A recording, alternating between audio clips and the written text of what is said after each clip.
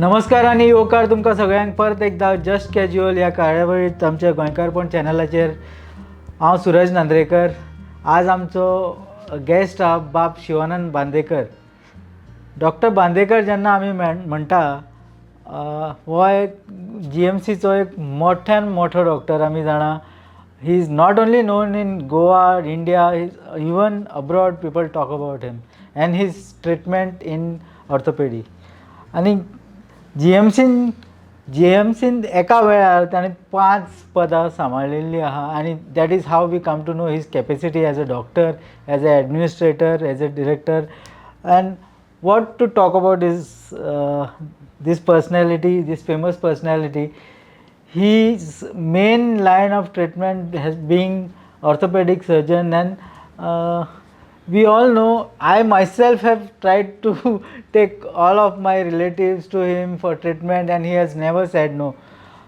एक असो approachable doctor जो सदांच पेशंटांक तुमी पळोवशी जर GMCन इतले डॉक्टर्स आहा ऑर्थोपेडी, बट वेन डॉक्टर बांदेकर्स OPD आसताली तेन्ना फूल हॉल म्हणटा तो गच्च भरलेलो आसतालो आनी डॉक्टर बांदेकराक जेवपाक सुद्दां एक एकदां OPDक टायम मेळनासलें. दोतोर आतां सद्या he is retired and lot of patients now do not know what to do. So let us talk today to Dr. Bandekar and find out how he is feeling now. Is he feeling relaxed or is he taking up the treatment, his practice, and how Goans can benefit from that. नमस्कार doctor. येवकार तुमकां आमच्या कार्यावळीत. पयलीं म्हणजे how is the retirement life? Suraj, first of all, I want to thank you for inviting me to your such a wonderful studio. And since we have worked for many things together, डॉक्टराक हो retirement आसच ना. म्हजे personal मत, कित्याक doctor हो समाजाचो एक समाज सेवक कसो. सो म्हजें बी तशेंच जालें. I retired on 30th June and then from 2nd or 3rd July I joined my clinic with my son, who is also an orthopedic surgeon, and I started serving people. So not a single day I have taken 24 hours off, and that is how is my retired life. But for those who retire without having any kind of fixed profession, I would request them, even if you retire, see that you don't change your schedule. Remain same way as you were when you were on job, and see that somehow you don't get into that boredom. So that is what I am trying to do. My time gets literally busy. I also keep giving lectures. I go to people to give opinions. I visit hospitals, and this is how I spend my retired life. You have also started a clinic, right? Recently? Yes, I have my own clinic. It's called as Vastu Orthopedic Center in Nepal. So there also I am there seeing patients and helping patients. Doctor, Goa गव्हर्मेंटाचे जेन्ना service म्हणटा तातूंत एक new normal so जाला की extension after retirement. You being such a senior doctor, highly experienced, did you not ask for extension? Extension, according to me, is not a right of any officer. So I personally felt it was not my right. And I would always respect the government decision. If government feels that my services were not needed and that I should go home, well enough and nice enough to accept it. So I accepted. That is why I did not go for asking for an extension. Doctor, at one time you were handling 5 posts. Just I said, you were MS GMC medical superintendent, you were dean, you were HOD orthopedic department, IPHB director, and also nodal officer for COVID. You were handling all the COVID hospitals in Goa. How was the pressure? How could you manage all these things at time? Actually, it is too much of work, but I thought it really helps in smooth functioning of the hospital. Like medical superintendent is supposed to look after the affairs of the hospital, and dean has to look after the academics and the posting of the doctors in the hospital. So when both these posts were with me, I could really utilize the whole planning, hospital planning on the dean's office side, and dean's office side used to do posting as per the requirement of the hospital. So I think this combination for almost 6.5 years I did, and it has worked beneficial to the institution. Okay, but did you not tell the HM or the government that you were feeling pressurized with all those things? I never made any complaint to anybody because I was managing it, and people also felt that I could manage it. But there was only one controversy at that time that the HM wanted his one person to handle all the post. तुका कोणे सांगला ताजेर? ना, अशें म्हाका कोणेच सांगूना. Nobody told me this, and maybe he found that things were going smoothly. He said, "You continue." He might have thought, but he always did not tell me that only you have to handle. He said, "Things go good, favorable for Goa Medical College. Person can go ahead." GMC एक मोठो असो issue जो GMC has been the primary hospital of सगळ्यांक कोणाक कितें जालें जाल्यार major treatment म्हणटा तो गोवा मेडिकल कॉलेजीन जाता. सो सगळ्यांक आमकां वी ऑल नो दॅट कितें सिरियस जालें म्हणटकूच एक्सिडंट जालो जाल्यार सुद्दां आमी नॉर्थ गोवा हॉस्पिटलान गेलो किंवा सावथ गोवा हॉस्पिटलान ते काडटात आनी GMCन धाडटा. आनी GMC is become a premier आमचे hospital in Goa. But in GMC during COVID time it was a sad time. तुम्ही जाणा how was it handling those periods? तुम्ही जाणा around 20 deaths at a time at that dark hour between 2 to 3 जाताले इतले deaths. How was the thing that time? How did you manage all these things? I fully agree with you. म्हाका खबर आसा की Covid time was really a tough time, not only for GMC but it was a tough time for the whole world. And everybody suffered. In fact, आमचो जो first wave असलो, we managed it so well. And in fact, I was telling my doctors, we celebrated the victory prematurely, saying that COVID is gone now. But the second wave, which came with mutation of the virus, Delta virus, it was really horrible. Not only for Goa or India, it was horrible for all developed countries also. And this shortage of oxygen, basically because this virus used to consume oxygen. Any patient who got a CT score of more than 12, they needed very heavy flow of oxygen to keep them alive. So never ever in the past there was a need for oxygen, such an oxygen in the state of Goa. I know we were using about 18 to 20 trolleys per day, and one trolley has got about 48 cylinders, and that one trolley we could use more than 1.5 hour for all ICUs, operation theatres in a routine setup of GMC. And to tell you frankly, in COVID we were using 78 trolleys per day. From where to increase the capacity? And still we managed. We got LMOs, that is liquid medical oxygen, from the nearby state, and we could manage. There are some countries who could not even procure oxygen on time, and there are incidences in some other parts of the country also where the oxygen was in acute shortage.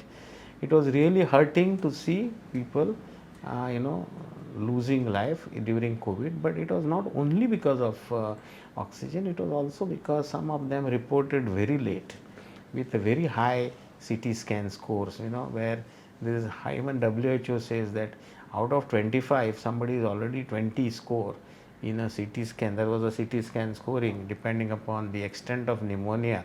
So it is the complete denominator is 25, of which if people had more than 12, we used to say that he is critical. And those are the areas which even WHO endorsed that such patients may not survive. And some people came to know about COVID and they reported to medical college or the hospitals very late. What was the feeling during those times when people were losing lives between at the dark hour? I am also a human being. I am not a robot. So there is always a emotional feeling, and some of them, when we saw the next day, were either known to you, or they were your neighbors or your friends, close friends. So it was really emotionally disturbing, not only to me, I think to the whole fraternity of medical college.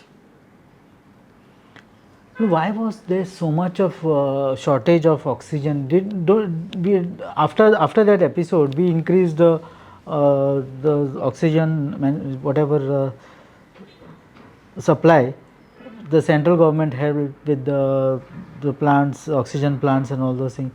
Why did we not have it earlier? Was it not taken seriously? Me, I would not say we never had it earlier. If you see the super specialty block and South Goa District Hospital, government had already installed liquid oxygen tanks, but we had not filled them because they were just built and kept. It was not commissioned. Maybe they were soon to commission, and during COVID we had to commission them. So we commissioned. It is, see, liquid medical oxygen is not the fashion of is not a kind of ingredient or requirement of any hospitals here. We were all using gaseous oxygen, and as a result LMO was never felt a need because everything was being fulfilled with the gaseous oxygen. Sir, when we talk about Goa Medical College, one thing one comes to mind, one controversy one comes to mind, that recruitment is all from one constituency.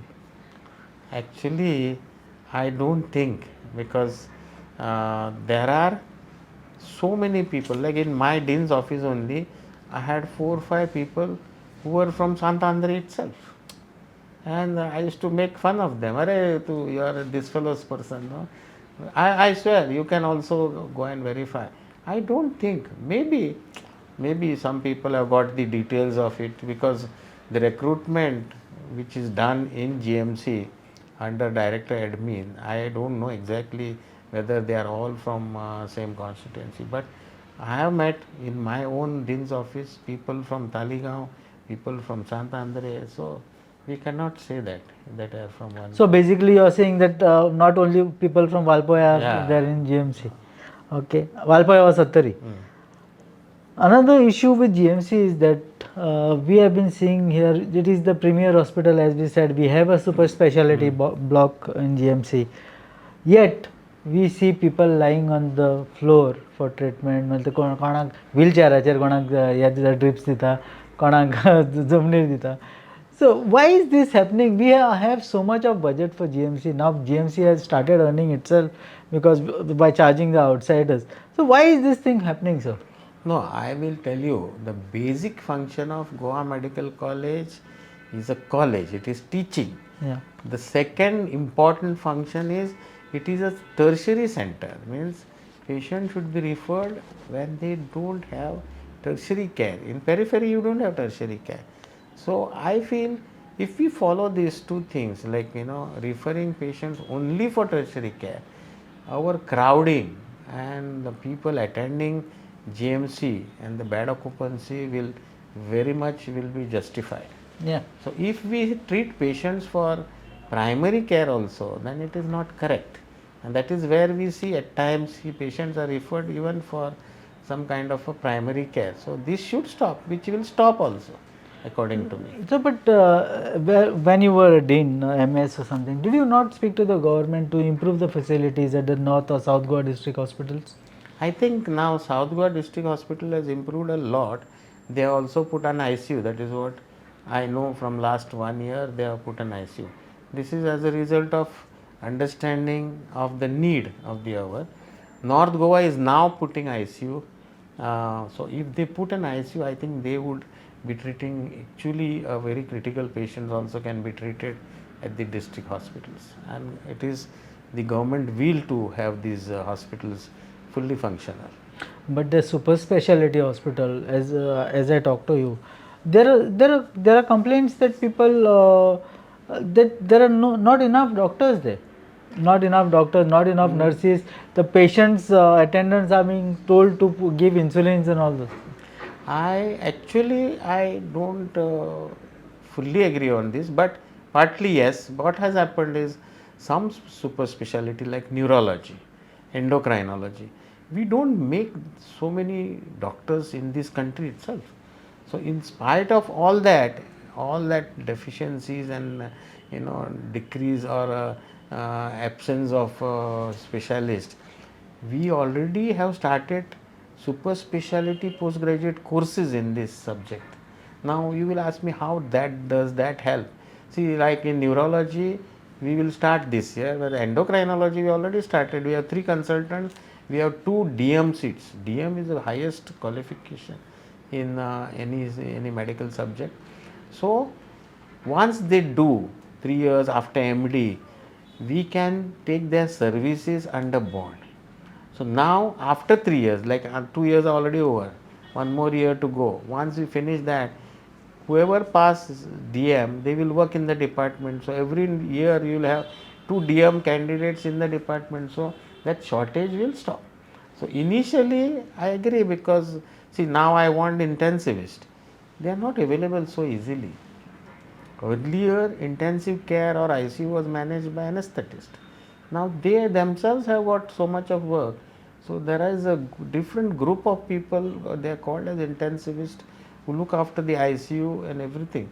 So now we wanted to start super specialty in this intensive care, but you need faculty for it. So initial period you will have all these problems, as you said, but we are trying to match it up. We are giving them extra senior residents, we are giving them junior residents, and now that insulin thing which you said, actually it is a part of training to the patient. Like, patient should become self dependent for taking insulin, because we have highest incidence of diabetes. Now from where you will get so many nurses to take care of these diabetic patients?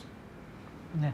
Doctor, what after retiring from GMC, not as a doctor, of course, after retiring from GMC, what is your view? What is ailing GMC right now, and how it can be overcome? Nee, I would not say ailing. Which areas require improvement, I would say Yeah. that. Number one is we need to have electronic records, that is HMIS, which I already, when I was dean, we had tendered it. The work is in progress. You keep all the records of the patient under electronic digitalized form, so that when he comes, you can retrieve them easily. Number two is appointment system. We call it a queuing system. So appointment, why there shouldn't be appointment online or on your mobile, which is also a part of HMIS or digitalization, so that you don't waste time sitting in the OPD, and the desired doctor you want, you can ask the appointment through the digital methods. Third thing is the patient load is too much. Now, if we can redistribute our patients amongst the various hospitals, government hospitals, like in district hospitals of both the districts, then I think GMC's bed occupancy will not be very tight. Fourth thing is, you said budget, but we don't have more budget. We need budget, because health is no way a privilege now. It is a necessity. According to me, health care is a necessity, and being a state subject, we need more budget, because there are certain things we need more. Like, we have only one MRI, we need one more MRI, we need CT scans, one more. So all this, you need money, because all these things are very costly, for which you need a budget. This is a new thing. As a medical practitioner, as a surgeon, how much do you think AI is going to influence all these things, the surgeries, as we see AI surgery? And I had heard that GMC had also done some AI surgery during your time. Could you put some? In fact, it's a very good, interesting question for me, because 1.5 years back, we did a first robotic knee replacement in Goa Medical College in orthopedic department, and I personally did it myself, and it was really thrilling, basically because I got 2 days or 3 days of lab training in Miami, where my daughter is there in America. So when I had gone there, my friend told me to come to the robotic lab, and there we had a hands-on training. So when I came back, I did do about 7 to 8 cases, because the robo was hired from a Johnson company, Yeah. because robo is costing 6 crores, and I was not easily getting it through our funds, because we never had a funds for a robo. So I hired it, and I did a first case. Let me tell you that AI cannot take over human rights or human natures, but AI can really assist you in precision. Now, how we do that? Robotic is the best application of artificial intelligence. You see a patient, you do his, you put something called as arrays in his bone, and then the whole information of the patient's joint function goes to a computer. The computer tells you this is what is wrong with this patient. His angle is so much, his what is that, rotation is so much, this is so much. Then you say that I want his leg to be straight, because in arthritis, why we do knee replacement, one is for the deformity. So he tells you this is how you can get his deformity corrected, and that is called as a balancing.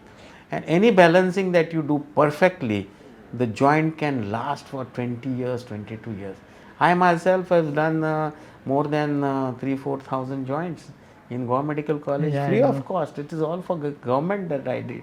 And some of them who are 18 years follow up, 20 years follow up, they still come to me and they say, we are okay now with your surgery. Some of those joints which we implanted 20 years back, the company itself gave a warranty of about 15 to 20, 15 years, but the patients are doing well. It itself shows that alignment is something that is very important. And once you do that, you tell the robo that I want this alignment. Then robo says, yes, I will do this alignment. And then you take a robotic arm comes to you. That arm you use to cut the bone, and then fix the joint exactly the way you want, and exactly the natural way. And you don't lose much blood also. The first case which I did, patient didn't even know, didn't even experience the pain. She was so happy, and by evening she started walking. Morning we had operated. And that is Normally, where how I much? say Normally, how much time does it take? we keep till 24 hours from walking, and we allow patient to walk next day. Some people say yes, because I'll tell you everything truth. I will not tell you something very superfluous. Some patients do complain of pain next day, and they do on the second day walking. But robotic, because you don't open the bone canals, when you are doing robotic knee, and that is the reason, that is very high risk is when you open the bone canal, that is marrow. So if you don't open, then the risk of surgery is very low. So I feel AI is a tool which can really help human beings in getting the best treatment So with the when, help of so experienced didn't you surgeons. tell the HM that time to us we should bring one robo? We are in a process to get a robotic department. In fact, I have requested our Honorable Health Minister is really interested in having a robotic unit with a AI unit also. And I hope his political will is very strong, and nobody can deny the kind of work he has done in health department or health ministry. Nobody can refuse whatever today you see in Goa Medical College and the other hospitals. It is his hard work for last so many years, and he will definitely, I feel, will get a robo for Goa Medical College. Actually, coming to the final question, actually, just before you retired, 2 months before that, actually, I think there was a controversy in GMC regarding the CMO. How did you handle that situation, and what did you, as a doctor, what was your personal feeling on that? My personal feeling is, see, the situation was very tense. In fact, yes, the whole media saw it, and then everything was, in public domain.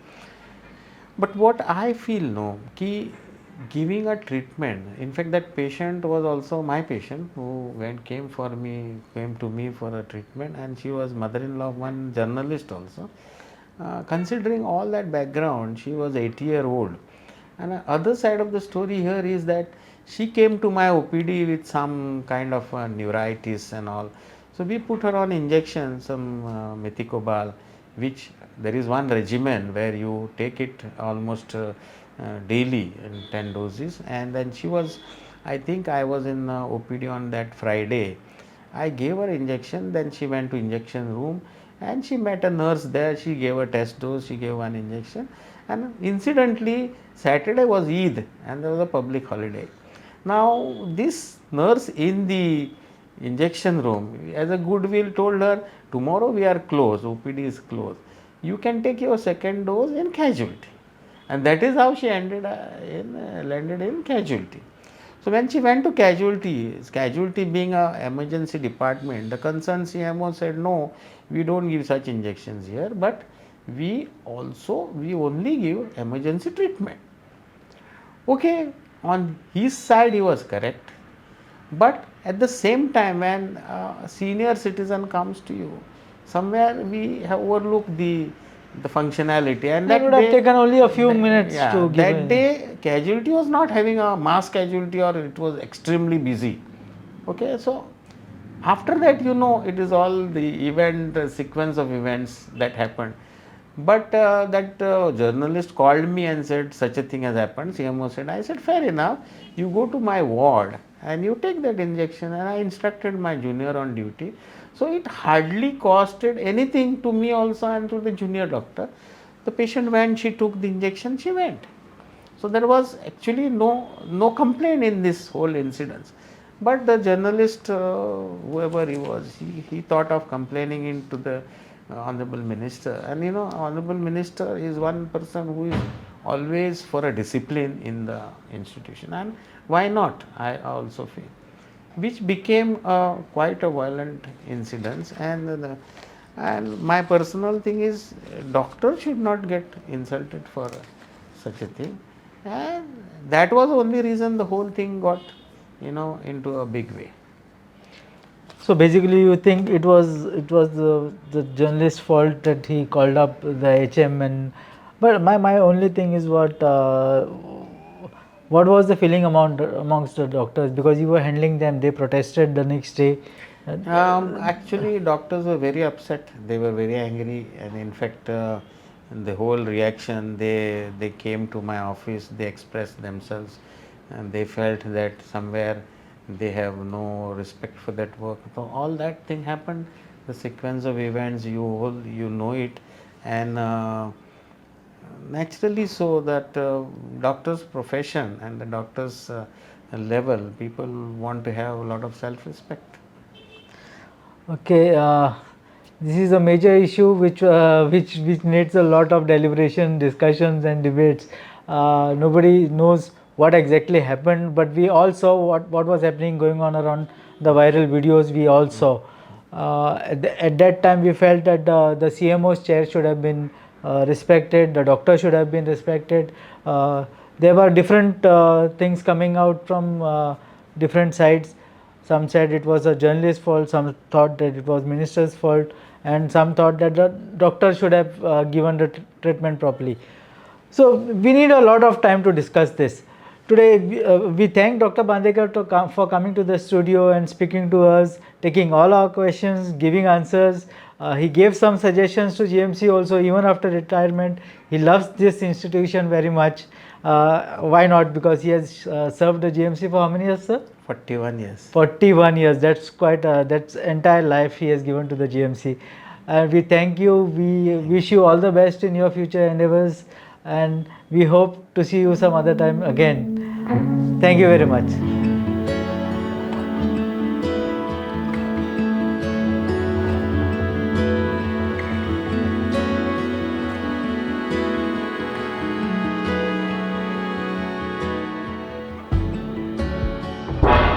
तुम्ही पळयतात गोंयकारपण, गोंयकारांचो गोंयकारा खातीर.